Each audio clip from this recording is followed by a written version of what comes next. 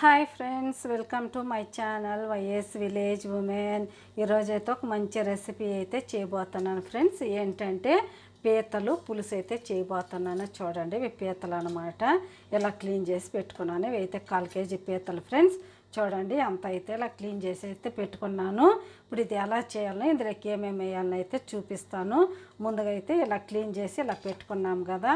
ఇప్పుడైతే చూడండి, దానికైతే కొద్దిగా చింతపండు కావాలి ఫ్రెండ్స్. కొద్దిగా ఇంత చింతపండు అయితే నానేసి పెట్టుకున్నాను.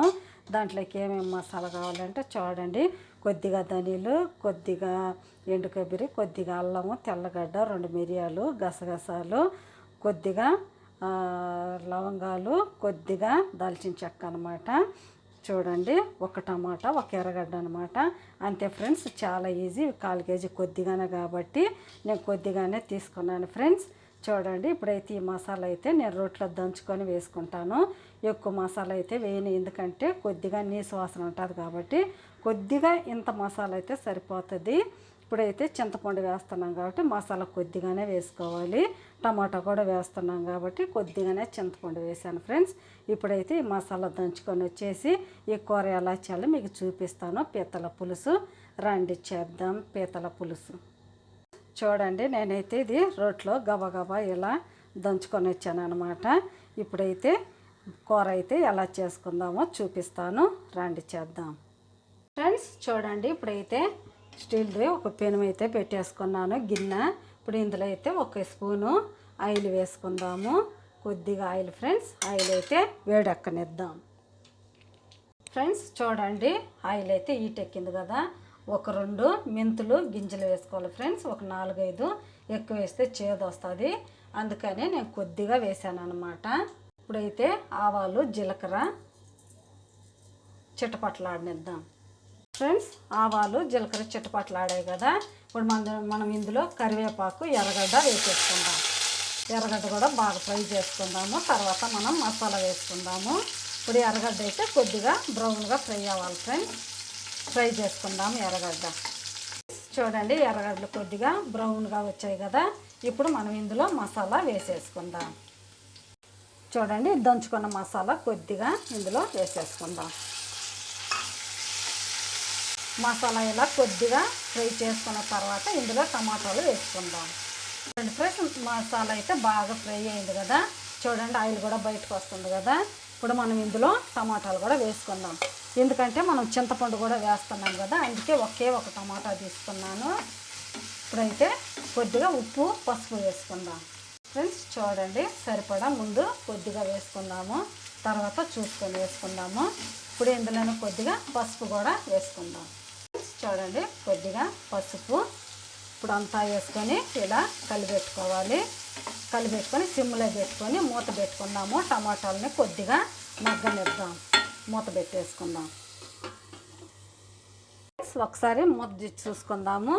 చూడండి, టమాటాలు కూడా కొద్దిగా బాగా మగ్గిపోయింది కదా.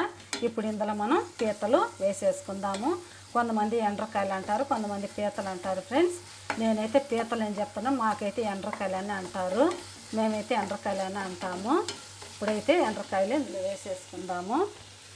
చూడండి, అంతా ఇందులో వేసేసుకొని ఇలా కలిపెట్టేసేసుకొని ఇప్పుడు ఇంకాస్త మూత పెట్టుకొని మగ్గించుకుందాము. కాస్త మగ్గిన తర్వాత టమాటాల్లో మనం చింతపండు పులుసు అయితే పోసేసుకుందాము. ఇప్పుడైతే కొద్దిగా మూత పెట్టేసేసుకుందాం. ఒక 2-3 నిమిషాల్లో మగ్గనిద్దాం ఫ్రెండ్స్. ఇంకోసారి మూత తీసి చూసుకుందాము. చూడండి, ఎండ్రకాయలు కూడా కొద్దిగా ఇలా మగ్గాయి కదా. ఇప్పుడు మనం ఇందులో కారం, చింతపండు పులుసు అవన్నీ వేసేసుకుందాము ఫ్రెండ్స్. ఇప్పుడు ఇందులో మనము చింతపండు పులుసు పోసేసుకుందాము. ఎక్కువ అయితే పోసుకోవద్దు ఫ్రెండ్స్, పలచగా అయితే బాగుండదు, కొద్దిగా చిక్కగా ఉండాలన్నమాట. చూసుకొని వేసుకోవాలి. చింతపండు పులుసు పోసాం కదా. ఇప్పుడు ఇందులో కొద్దిగా కారం వేసుకుందాం. చూసుకొని వేసుకోవాలి కొద్దిగా కాబట్టి. ఇప్పుడు ఇందులోనే కొద్దిగా ధనియా పౌడర్ కూడా వేసుకుందాము. ధనియాలు కూడా వేసాం కదా, ధనియాల పౌడర్ కూడా కొద్దిగా వేయాలి. ఇందులోనే కొద్దిగా కొత్తిమీర కూడా వేసేసుకుందాము. చూసుకొని ఇప్పుడు కొద్దిగా ఉప్పు అవన్నీ చూసేసుకొని ఇప్పుడైతే ఇంకొద్దిగా చింతపండు పులుసు చూసుకొని తర్వాత మనం చింతపండు పులుసు అవి పోసుకోవాలి ఫ్రెండ్స్. ఇప్పుడైతే ఉప్పు అయ్యి చూసుకుందాము ఫ్రెండ్స్. కొద్దిగా చింతపండు పోద్దాము, ఎందుకంటే కొద్దిగా గ్రేవీ కావాలి కాబట్టి చాలా కొద్దిగా ఫ్రెండ్స్. ఎక్కువ పలచకన్నా బాగుండదు. ఒకవేళ మీరు పలచగా తినే వాళ్ళైతే ఇంకొద్దిగా చింతపండు పులుసు వేసుకోవచ్చు. ఉప్పు అవన్నీ సరిపోయాయి అన్నమాట. ఇప్పుడైతే చూడండి అలాగే మూత పెట్టుకొని ఇంకేం చేయకూడదు ఫ్రెండ్స్. మూత వేసుకొని మన ఆయిల్ బయటకు వచ్చేంత వరకు సిమ్లో పెట్టుకొని బాగా మగ్గించుకోవాలి. మూత పెట్టేసుకుందాం ఫ్రెండ్స్. ఒకసారి మూత తెచ్చి చూద్దాము. చూడండి కొద్దిగా పులుసు అయితే చిక్కబడింది ఫ్రెండ్స్. చూడండి ఆయిల్ అంతా బయటకు వచ్చేసింది. ఇంకాస్త ఉడకనిచ్చి తీసేసుకుందాం. ఇంకొద్దిగా పులుసు ఎగురుకోవాలి. చూడండి ఇంకొద్దిగా ఒక 2 నిమిషాలు ఉండిచ్చి అయితే ఆపేసేసుకోవచ్చు. ఇంకొక 2 నిమిషాలు ఇలాగే ఉడకనిద్దాం ఫ్రెండ్స్. ఇంకొకసారి మూత తెచ్చేద్దాము. చూడండి పులుసు అయితే బాగా అయితే ఇనిగిపోయింది ఫ్రెండ్స్. చాలు. ఇప్పుడైతే చూడండి ఆపేసేసుకోవచ్చు. మీకు ఇంకొద్దిగా పలుచగా కావాలంటే పులుసు పోసుకోవచ్చు. మనం తినేదాన్ని పట్టుకొని చేసుకోవచ్చు అనమాట. చూడండి అయిపోయింది పీతల పులుసు అయితే, ఎండ్రకాయల పులుసు ఫ్రెండ్స్. మీకు కనుక నచ్చితే ప్లీజ్ నా ఛానల్ని సబ్స్క్రైబ్ చేయండి, సపోర్ట్ చేయండి, ఇతరులకు షేర్ చేయండి. ఇప్పుడైతే స్టవ్ని కట్టేసేసుకుందాము. అయిపోయింది ఫ్రెండ్స్. ఇప్పుడైతే సర్వింగ్ చేసేసుకోవటమే. చూడండి మీకు ఎలా అనిపించిందో. మీకు కనుక నచ్చితే నాకు కామెంట్లో తెలపండి. బాయ్. మళ్ళీ ఇంకొక వీడియోలో అయితే కలుద్దాం.